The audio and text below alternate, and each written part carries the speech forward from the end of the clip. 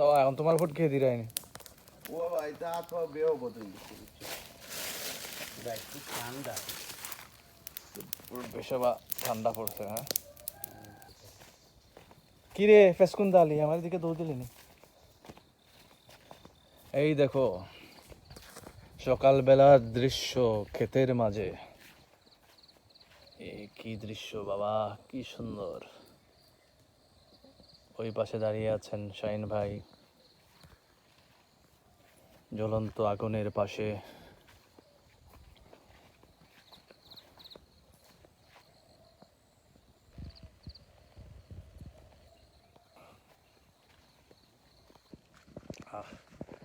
সকালবেলার উঠার মাঝেও একটা বরকত আছে।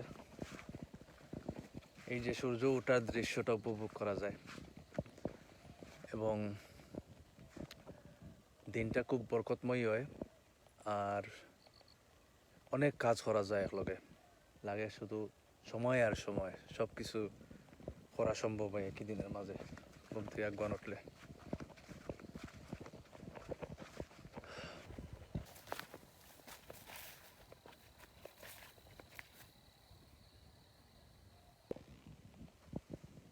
এখনো চাঁদ রয়েছে আকাশও।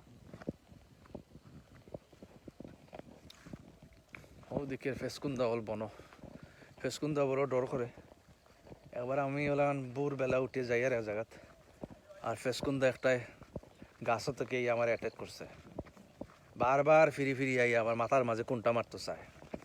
দৌড়াইয়া আমি দৌড়াইয়া পা গেছি, একটু দূরই গিয়া চারটি বার করছি, ব্যাগটি বার করিয়া হলাম ক্রিকেট লাগান, ক্রিকেট ব্যাটও লাগান দৌড়িয়াও পাইছে হয়েছে। এখন আইলে দিম বাড়ি একটা ট্রাই করছে, আমার এত ছাত্রী দেখি আর ডরাই আইছে না, বাদ में बच गया।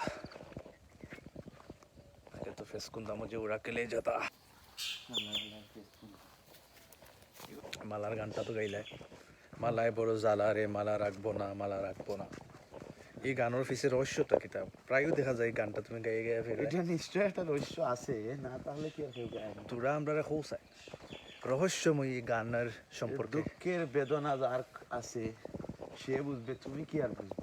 খাইছে গভীর কথাবার্তা ওর কই দেওয়া আইস খাইলে তো কার্যক্রম তোমার বোঝা যায় না আইস খাইলে। আর এই সেই পাথর যেটার কথা আমি উল্লেখ করিয়াছিলাম,